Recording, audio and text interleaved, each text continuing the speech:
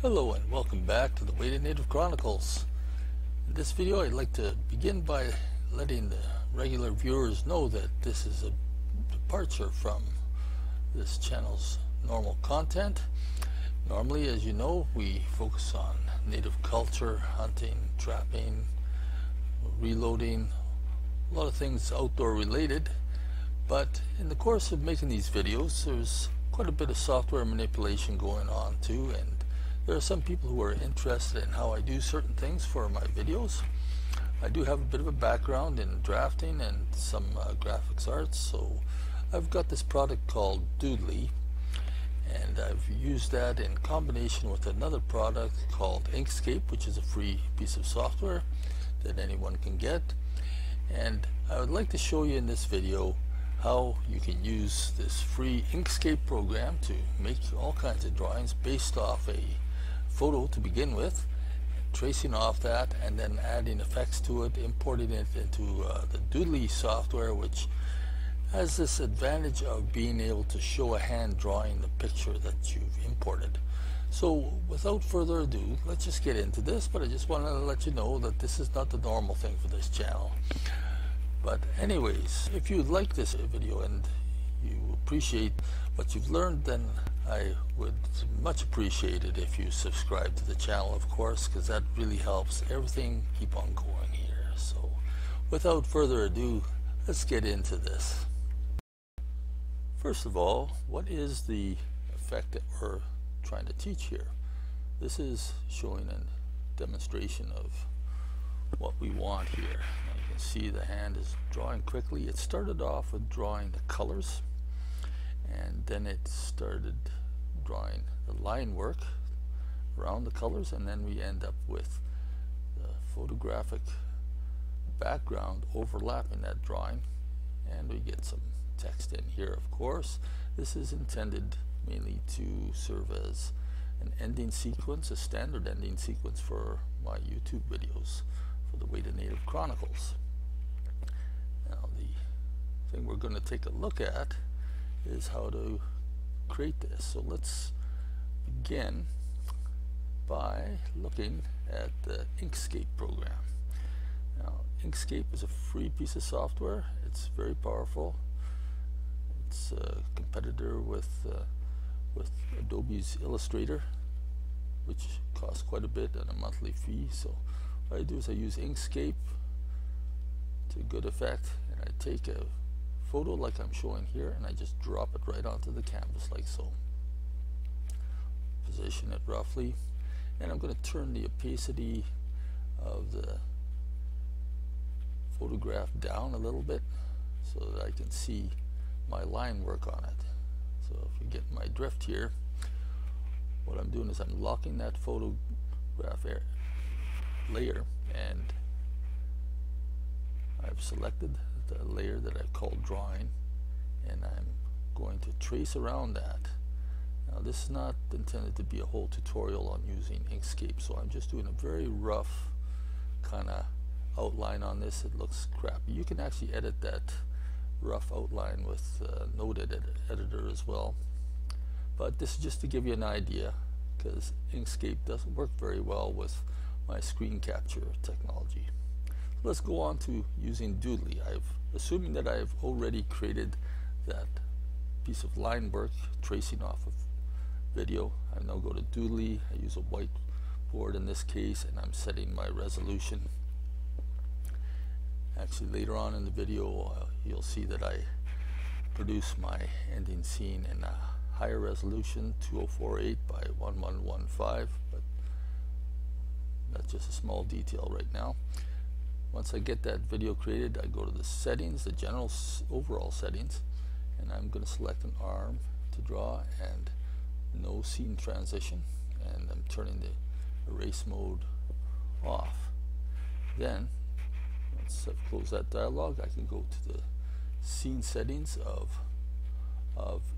the overall collection of these layers that I'm going to put on, which I haven't showed you yet, but just to give you an idea, this is the overall for that. And once I have those various elements laid on the board, and I know we're getting ahead of ourselves, but I just want you to get an idea that we're going to eventually have 3 layers here. We're going to have the color layer, and going to have the line work, and then that overlay photo. So let's create the color layer first. The color layer is something that I've created using Inkscape. What I've done is I've turned off layers so that all the line work came off, and then I saved it down. Now in this example, I've saved down the image from Inkscape to a PNG file, but actually I could have imported the SVG file straight from Inkscape instead. But in this case I'm using the PNG, and in terms of color it's okay to have done that, although to tell you the truth I would have rather imported the raw Inkscape file, which I actually did later on. But it's just the color, so there's no I just want to avoid having any graininess in lines and stuff when you scale stuff. The SVG totally avoids that. But this is our color image. It's only the colors that I drew in later on Inkscape, and I drew in all those colors on their own layers so that I could export just the color portions without line work. So now what I want to do, you see it's a preview showing on the top right there, and it just kind of, it's a one pass thing.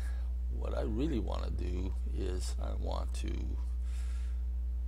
define the progress of coloring this image in. It looks so much better when you do that instead of just one sweeping diagonal reveal on it. So I've selected the initial default path. I've increased the path size a little bit, and I'm just going to go around the hat portion first.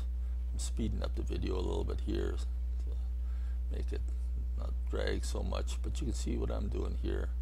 I'm just making sure all the area is filled in. Now I created another path, and I've done that side of my hair, and now I've created a third path, and I'm doing that. So I'm going to do that through all these little portions of the video. I can determine the order in which they're drawn. It really makes for a nice image that way. So now we're going to add on a drawing layer. As I said before, I finished this whole drawing complete with the colors in Inkscape, but then I saved down just the colors, turning off the drawing layer.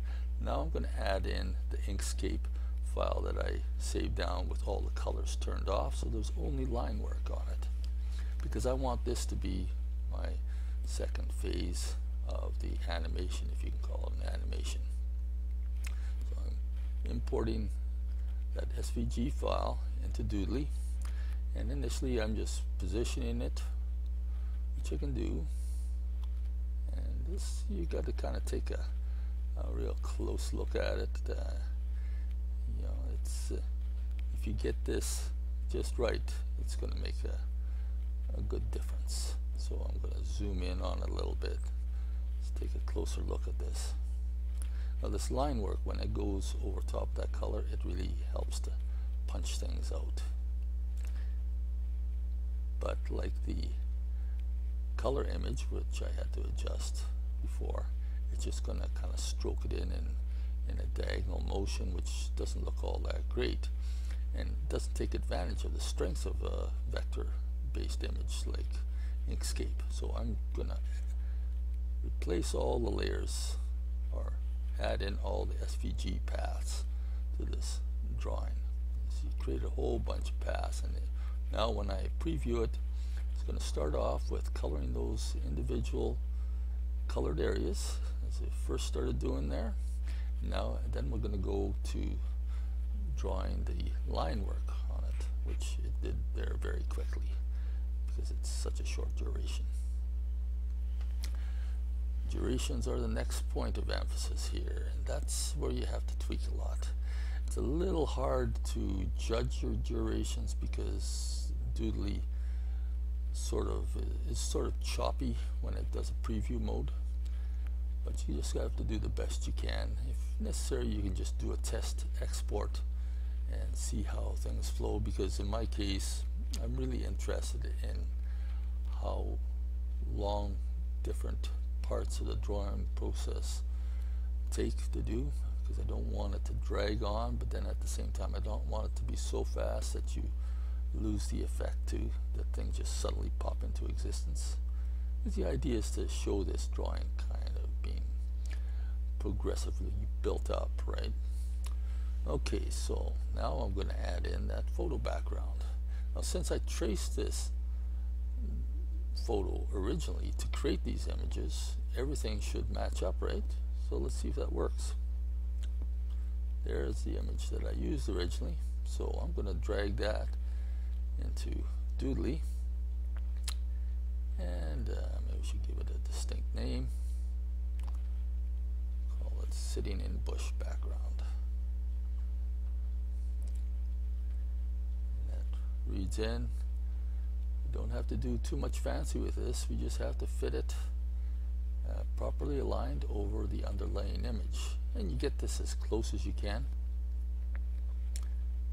You can fiddle around with stuff like this quite a bit, but it's not that critical. I'm trying very hard to get things exactly lined up with the edge and things like that. You find that if you pull over the boundary of the background and then let go of your mouse, that the image pops back down, so you got to kind of not go too far. That time it's stuck, and I'll adjust this guy a little bit, and now we have that photo background. And so, yeah, I don't want that photo background to start drawing right away when the hand is finished doing the line drawing portion of this. So I'm adding a bit of a delay, and I'm testing out a duration for how long it's going to draw the background photo. So let's take a little quick look at this. And again, you know, it's kind of frustrating, it's a bit choppy in the Doodly preview, but it's enough to give you sort of an idea. So I think what we're doing now is it's drawing in the line work over top of the color, and which is kind of taking a little too long, I think. You can already see. Yeah, that's just taking too long. And then the drawing of the photo in the background, that starts to happen too quick, I think. I'd like to have a little bit more of a lag so people can stop and see the finished drawing. So, but we're getting close now. You can see everything is going in sequence properly. So what should we do next? Well, I think we should adjust the durations a little bit more. And I hope this video isn't dragging on too much for you, but I really want to show you how it is that I actually work on these things. The extent to which things are a little bit of trial and error. So you can see I'm shortening down the amount of time it takes to draw the image. And then I'm adding a little bit of delay between the time it finishes drawing that line art, the second layer, and the background photo. So we take a look at how that looks now. I think as you watch this, you can see how important it was for that very first layer with the color to have defined myself the order and location of which portions get colored. I think that really makes a difference in how this looks in the end. So I've looked at this preview of the duration. As you have a little more of a lag between the end of the line drawing and the photo background, so that's getting pretty close. Yeah, maybe just adjust a little bit. Let's do another quick preview maybe. Yeah, no, let's just shorten that drawing portion just a little bit. This is really guesswork, and what I like and what you like might be a little different, of course. So we got the colors drawn in, now we're doing the line work. I'm kind of trying to judge whether this is taking too long or not long enough. I've actually exported this while I was doing this too, just to see a smoother animation, because this is really critical, these seconds or half seconds involved between, you know, like for instance this finishing of the line work and applying the photo on the background. But photo is aligning quite nicely with the line work underneath, so I'm happy about that. So let's save this down. And let's export it out, because we've got ourselves a pretty decent Doodly video ready to be made.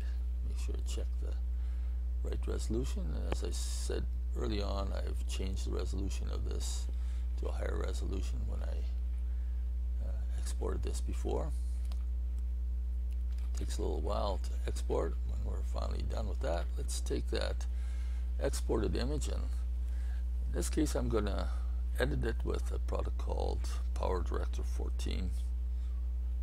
It's a bit of an older piece of software, but I like it. It lets me do quite a bit. There are some things left to be desired in it, but overall, you know, you can edit a video much easier than you can in Doodly, especially when you get into fades and things like that. And I use Cyberlink to add this narration, for instance, too. So I'm taking this Doodly video that we just saw being created, and I'm dropping it onto my timeline. And now you see actually the real speed that it produces the animation at. So I've got my line drawing portion done. I've just paused it here now. Okay, I've seen enough, and I want to do something else with this now. Okay, I'm gonna fade it out at the end. I think this is going to be a standard ending sequence, as I said, for my YouTube videos. That I make kind of a template, and then I have these little clips part of the template, and I can just drag and drop them in at the end of a video I've made. So I put a fair bit of work into a scene like this, because it's going to be reused over and over. So here I have a fade in, or fade out I should say, and I want to have some music on this. Now actually this is not the ending sequence. My ending sequence is a little bit different, but in this case I'm making this one just for to replicate what I post in the Doodly group, show people what can be done. And that's actually what initiated this video, is people asking, you know, I'd like to see how you do that. So okay, here's how I do it. I'm gonna put a little bit of background music on it. I find it much easier to do that working with a product like Cyberlink or a more advanced editor than using the Doodly interface. So here I'm gonna start to fade the music out. I'm taking the music a little bit past the end frame, just so that things end off nice and smoothly, and we can play this thing maybe, see how what kind of an impression it gives. Oh yeah, not too bad.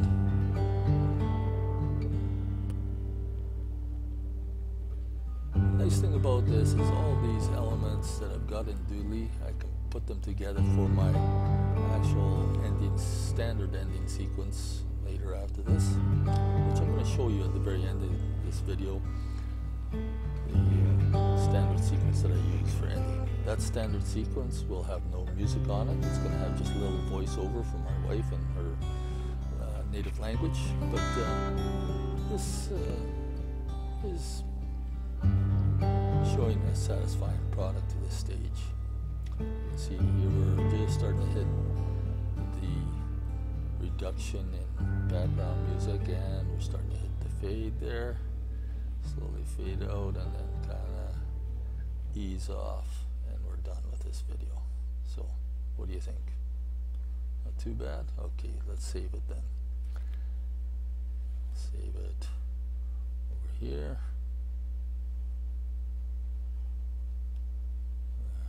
Okay, yeah, my name's Don, by the way. So it's Don sitting on a log. Pretty exciting stuff, eh? This one has fade and music added to it, so we'll put that into the title.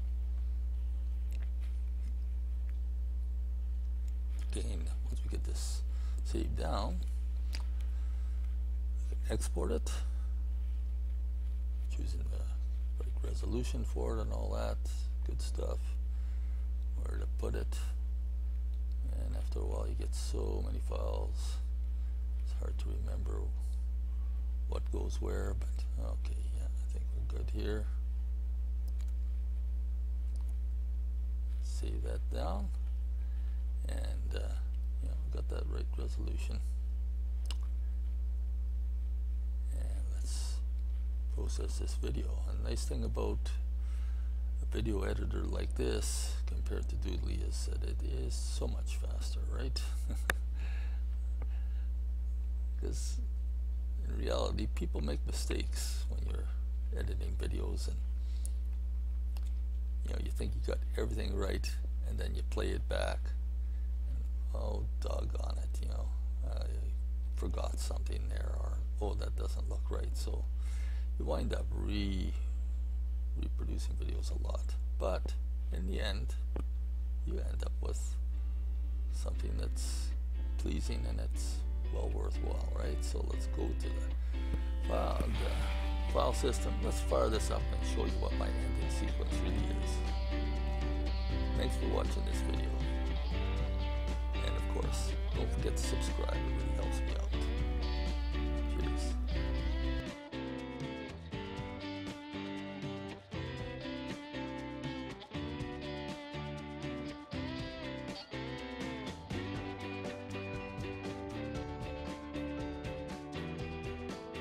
いいで人でねだけへんけほつけていけへんだつってふきょうつら